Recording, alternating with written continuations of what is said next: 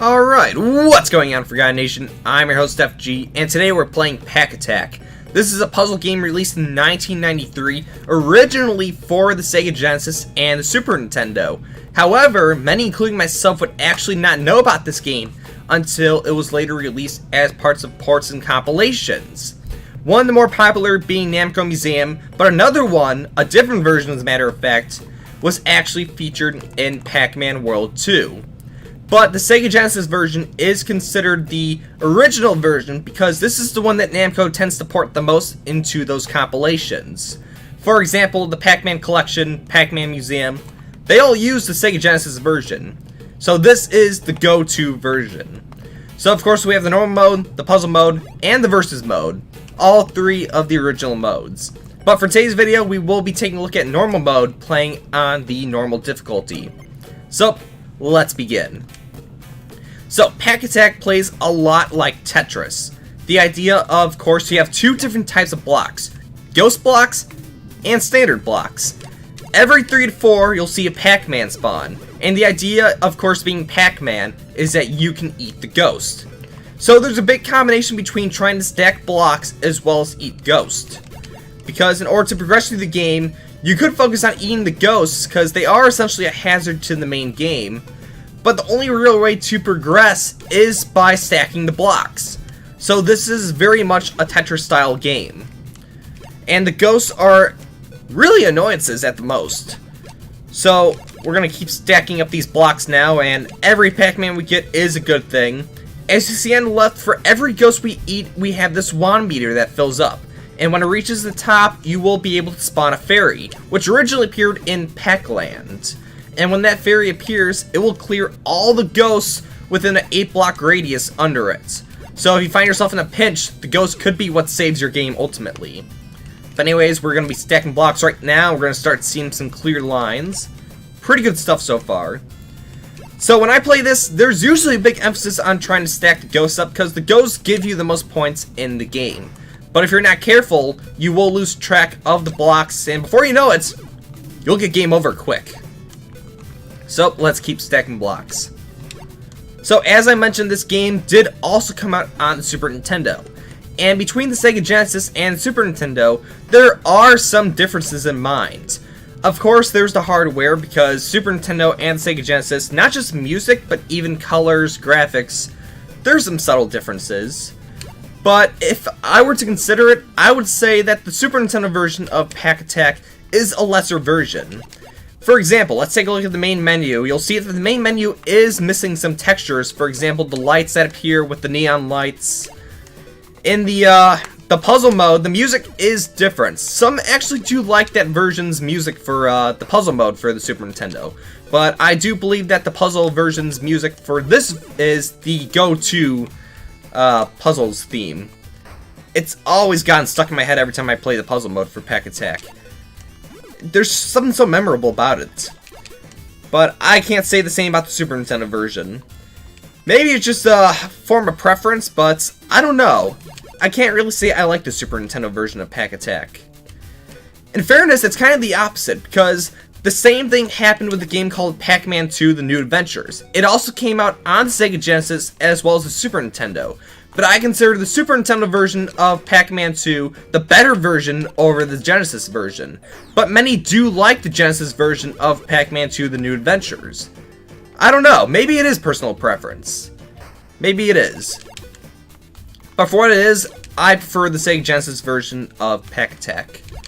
On that note, as I mentioned, many remember the other version as part of Pac Man World 2. Now, Pac Man World 2's version, as I mentioned, is a remake of this version. The main mode's still there, but there is no puzzle mode in Pac Man World 2. Rather, it was included in the remake of the game, which in Japan, that's where the version originates. It's known as the Namco Anthropology Collection. And similar to, say, Namco Museum, for example, where they had the arrangement titles of Pac Man, Galaga, Dig Dug, they also had other games that would be essentially remade and remixed as well. One of my favorite games from Namco Museum, The Legend of Valkyrie, actually had a remake of the original game, which actually debuted on the Famicom. So, I do kind of wish that America did get the Namco Anthropology Collection. Plus, it would be the original way to play the Pac-Attack remake. Puzzle mode and everything. And it actually features the original version of Pac-Attack because, of course, it is a compilation. But anyways, we got the ferry, so it's going to clear all the ghosts under there. And we're going to see some blocks clear. So we're doing good right now.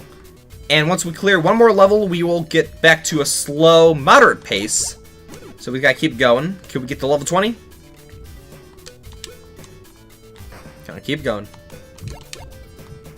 Almost there. Alright, Pac Man. Okay, level 20. So now Pac Man is going to appear every 4 blocks. But we're going to keep going. Yeah, I do wish that the Namco Anthropology Collection did actually come to America. Because there was some really cool stuff in that collection that would have been really great. It could have been considered the successor to the original Namco Museum. Give or take the actual museum aspect of it.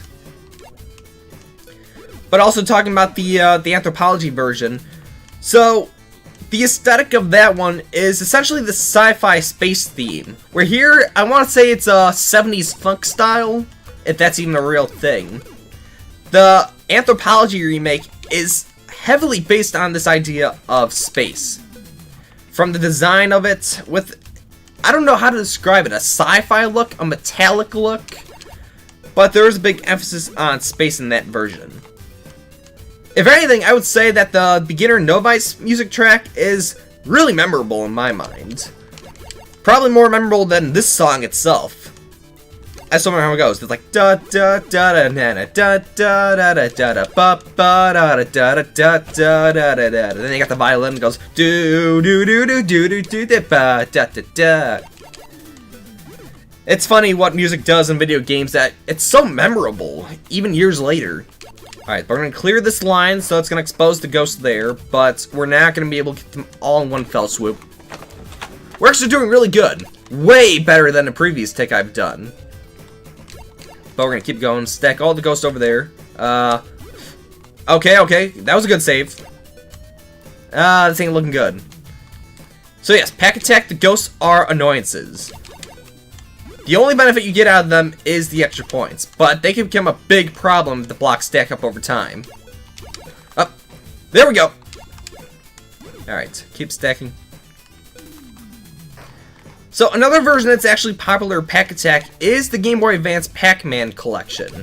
And I do have fond memories of playing that as a kid, because it was essentially one of the best ways to play Pac-Attack besides the Game Boy Color. Because Pac-Attack did come out on the Game Boy Color, both as a standard Game Boy as well as a color release. It was a compilation with the original Pac-Man as well. But anyways, we're at the top and you're hearing the Pac-Man March play right now. Not too good. Yeah, I think this is the end. Is this the end? Yep, that's the end. Ghosts tip over, they got their little feats, and that's game over. Level 25 is pretty good. But we didn't beat my previous take, sadly. So there's my name from before. So we're gonna put it right underneath. And there are things that my name actually fits in this game. There are some older games where they limit how many characters you can have on the screen. Usually it's between 4 and 5. But to actually fit my entire name, I give the game props for that. But anyways, that's gonna do it for Pac-Attack. One of my favorite puzzle games, if I'm being honest. Sure, the gameplay does get a little stale after a while, but for what it is, I do enjoy it. Even if some will compare it to a Tetris clone. There's a lot of Tetris clones, so I do give it the unique aspect of at least having the Pac-Man chain system going on. And for what it is, I'd recommend it. More or less, at least the Sega Genesis version. If you want to try the Super Nintendo version, I don't blame you, but I don't think it's as good as the Sega Genesis version. At least there's a reason why they've always chosen this version as part of future ports. With that in mind, that's going to do it for this episode today. If you guys liked the video, be sure to leave a like or even comment below. And let me know if you actually want to see me take on the puzzle mode as a part of a live stream. Because the puzzle mode actually does have an ending to it. There's 100 levels, and if you get to the end of it, there is the proper ending, there's the credits. So it is worthwhile to actually go in and complete.